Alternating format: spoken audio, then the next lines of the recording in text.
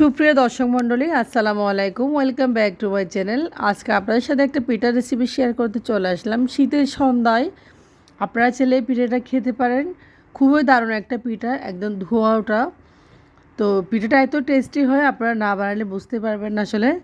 তো রেসিপিটা যদি ভালো লাগে অবশ্যই লাইক করবেন, আমার ভিডিওতে একটা লাইক দিবেন, আর চ্যানেলটা সাবস্ক্রাইব করে আপনারা পাশেই থাকবেন। তো চলে আছি পিঠাটা বানানোর জন্য। তো পিঠা বানানোর জন্য আমি নিয়েছি এখানে একটা কমলা, আর নিয়েছি 2টা ডিম, সাথে নিয়েছি দুধ। তো এখন আমি বাটিতে নিয়ে নেবো। এখানে দুধটা আমি আগে থেকে জাল করে রেখেছি। সুজি নিয়েছি এখানে আমি মেজারমেন্ট কাপে 1 কাপ, ছোটো একটা কাপে।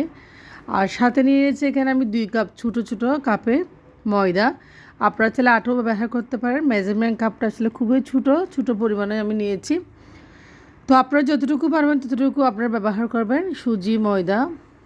তো মিক্স করে নিয়েছি। এখন দিয়েছি সামান্য পরিমাণ লবণ। মিষ্টি রাস্তায় লবণ দিলে একটু ভালোই লাগে। তো লবণ দিয়ে ভালোভাবে আমি এখন দিয়েছি এখানে কমলাটা আমি ভালোভাবে জুস করে নিয়েছি, যে কমলাটা আপনারা দেখেছেন। এখন দিয়েছি জাল করা দুধগুলা। কমলা এবং দুধ ভালোভাবে মিক্স করে নিচ্ছি সুজি এবং ময়দার সাথে। তো মিক্স করা হয়ে গেছে, দেখেন অল্প অল্প করে দুধ দিয়ে মিক্স করে নিয়েছি। তো এরপর যে আমি দিয়ে দেবো এখানে চিনি। শেষে দিয়েছি আমি চিনির সাথে এখানে একটা ডিম। তো প্রথমে একটা ডিম দিয়েছি, চিনির সাথে ভালোভাবে ডিম একটু মিক্স করে নেব। তো 2টা ডিম ব্যবহার করব আমি এই নাস্তায়, আর একটা ডিম পরবর্তী ব্যবহার করব। তো এখন দিয়েছি আমি এখানে আরও সামান্য পরিমাণ লিকুইড গরুর দুধগুলো কিন্তু খুব ঘন জাল করা ছিল। পিঠাটা কিন্তু অনেক টেস্টি হয় এই দুধের স্বরের কারণে। তো এখন হয়ে গেছে, আমি পরিশেষে আর একটা ডিম দিয়েছি। আমি একটা ব্যাটার রেডি করে নিয়েছি পিঠার জন্য পারফেক্টলি। তো সাথে আর একটা ডিম দিয়েছি আমি পরিশেষে। তো এই ডিমটা দিয়ে ভালোভাবে একটু নেড়েচেড়ে একটু ডিমটা মিক্স করে আমি ব্যাটারটা আরও পারফেক্টলি করে নেবো নাস্তার জন্য। ছোটো বড় সবাই নাস্তাটা পছন্দ করবে, আর নাস্তাটা বানানো খুবই সহজ। আর বাসায় সবারই ফ্রুটস থাকে, আর অরেঞ্জ না থাকলে দেওয়ার দরকার নেই। একটু কালারের জন্য অরেঞ্জটা আমি দিয়েছি। এখন একটা প্যান নিয়েছি, দেখেন ননস্টিকি। তো প্যানের উপর দিয়েছি আমি ব্যাটারটা। তো আপনারা এভাবে বানাবেন, আপনার কাপে করে হলে কাপে করেও বানাতে পারেন। আমি একসাথে প্যানে বানিয়েছি। প্যানটা আমি এখন চুলায় বসিয়ে দিব 15 মিনিটের জন্য ঢাকনা দিয়ে। তো চুলার আঁচটা খুবই ছোটো করে দিয়েছি এবং প্যানটা বসিয়ে দিয়েছি। প্যান ঢাকনা ছিদ্রটা আমি ভালোভাবে রেখে দিয়েছি। চুলার আঁচটা ছোটো করে 15 মিনিট অপেক্ষা করব। তো 15 মিনিট পরে চলে আসলাম, দেখেন নাস্তাটা কত সুন্দর হয়ে গেছে।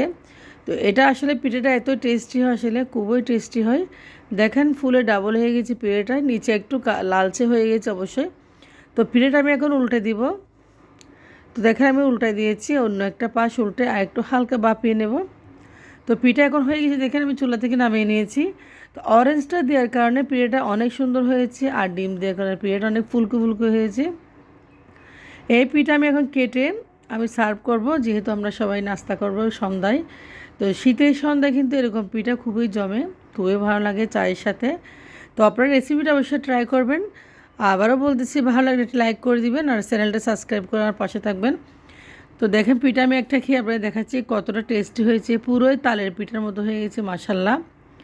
দেখেন পিঠা ভিতরে অনেক টেস্টি হয়েছে, উপরে একটু ক্রিস্পি ক্রিস্পি হয়েছে। তো পিঠা আপনারা যদি বানাতে চান অবশ্যই রেসিপিটা ফলো করবেন, আমি যে বানিয়েছি। তো আল্লাহ হাফেজ, আসসালামু আলাইকুম।